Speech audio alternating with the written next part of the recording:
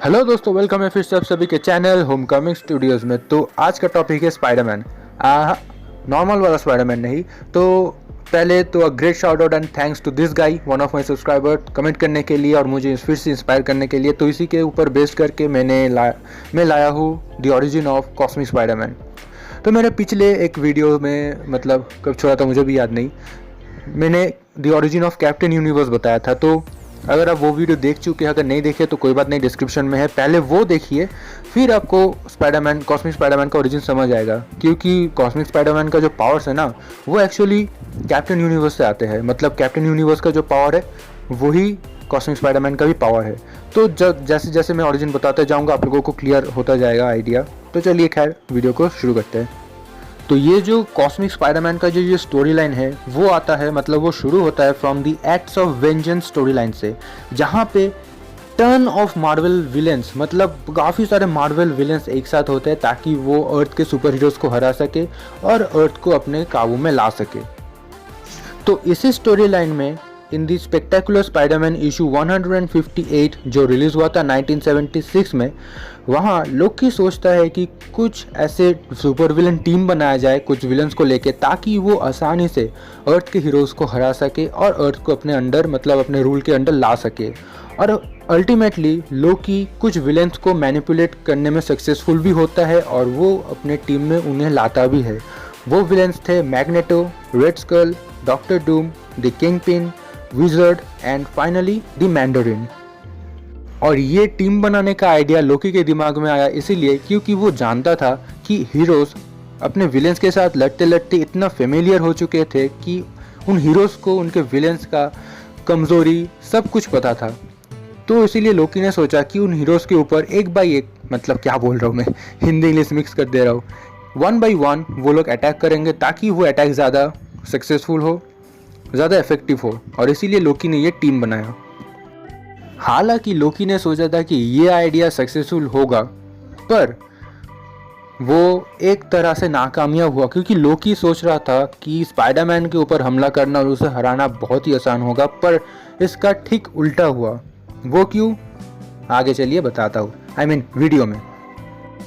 तो इसी सिचुएशन को टैकल करने के लिए, यानी कि स्पाइडरमैन को हराने के लिए, लोकी ने अपने मैजिक के साथ ट्री सेंटिनल को क्रिएट किया था। तो भाई आप सोच रहे होंगे कि भाई ट्री सेंटिनल क्या है, तो क्लियर कर देता हूँ। एक्स-मैन एपोकलिप्स में ये जो 3 बैड बॉयज थे, जी हाँ, ये है दी सेंटिनल्स। और इन तीनों को एक साथ मिला के लोकी ने बनाया था ट्री सेंटिनल्स। तो आप सोचिए कितना ज़्यादा पावरफुल है। और इसी दौरान स्पाइडरमैन को मिलता है उसका एनिग्मा फोर्स, यानी कि उसका कॉस्मिक पावर। तो वो कैसे, चलिए बताता हूँ। तो एक टाइम में स्पाइडरमैन हेल्प कर रहा था मैक्स लेविश को, जो कि प्रोफेसर था एट द एम्पायर यूनिवर्सिटी। तो इसी हेल्पिंग के दौरान वहाँ पे रखे हुए एक कंटेनर में एनिग्मा फोर्स था, जिसका पावर ओवरलोड हो जाता है और अल्टीमेटली वो फट जाता है। और वहाँ सामने था पीटर, और वो एनिग्मा फोर्स जाके पीटर के साथ बॉन्ड हो जाता है, जैसा हमने देखा था कैप्टन मार्वल मूवी में जब कैरल को टेसरैक्ट का पावर मिला था, एकदम सेम टू सेम वैसे। और ये जो एनर्जी या फिर ये जो पावर था वो अल्टीमेटली पीटर के बॉडी के अंदर फ्लो करता है और उसे मिलता है the power of enigma force या फिर कैप्टन यूनिवर्स।